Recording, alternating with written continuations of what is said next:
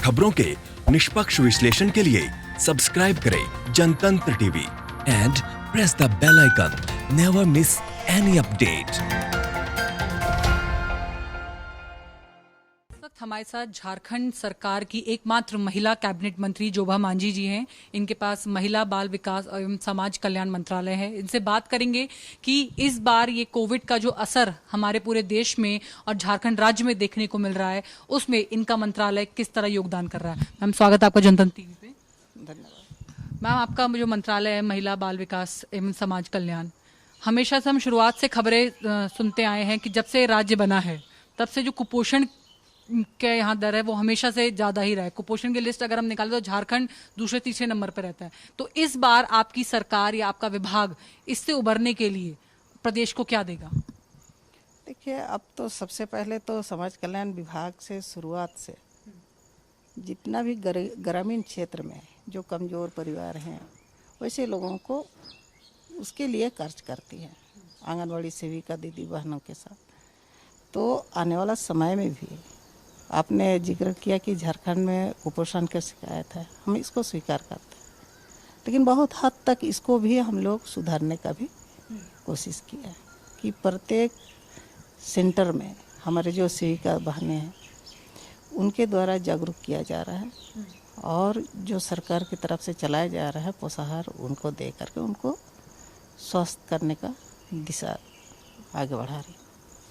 Ma'am, इसी के चलते हमने देखा है कि कोरोना वायरस जब से पहला है तब से प्रवासी मजदूरों को लेकर आपकी सरकार बहुत ज़्यादा एक्टिव मोड में दिख रही है। सबसे पहली ट्रेन आपके यहाँ प्रवासी मजदूरों की आई, एयरलिफ्ट कराए गए आपके यहाँ से प्रवासी मजदूर। तो कहीं ना कहीं जो केसेस हैं वो इस प्रदेश में बहुत ज़्यादा बढ़ रहे हैं।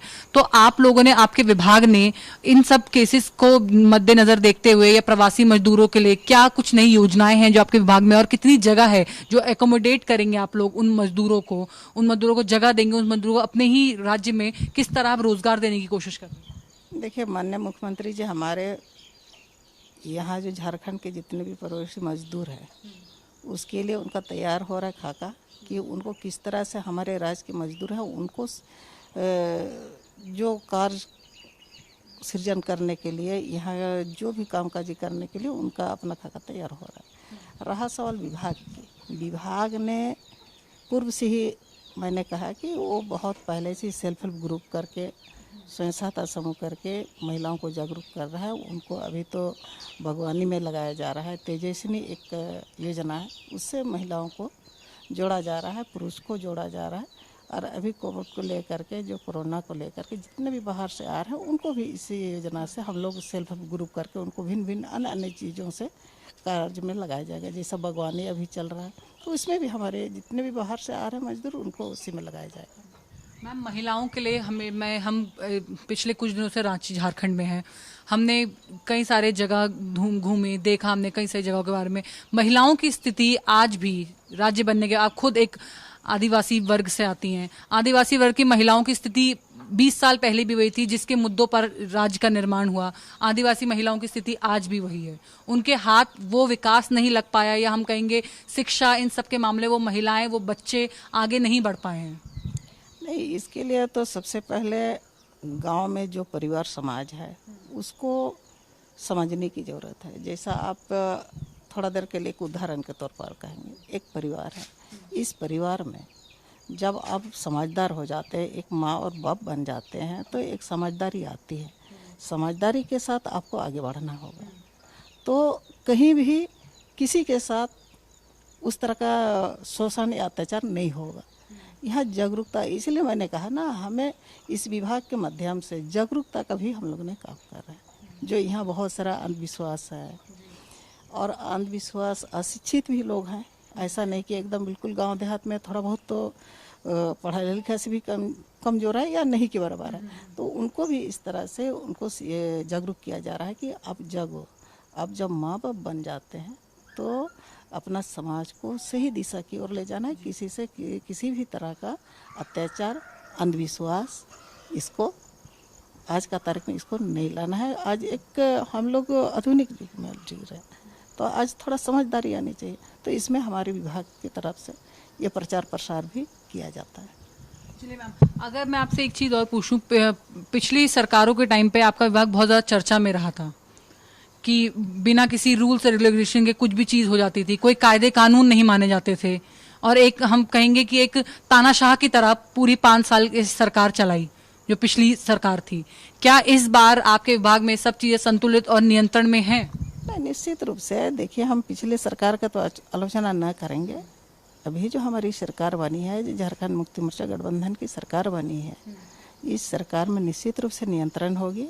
आने वाला समय में आपको देखने को नहीं मिलेगा।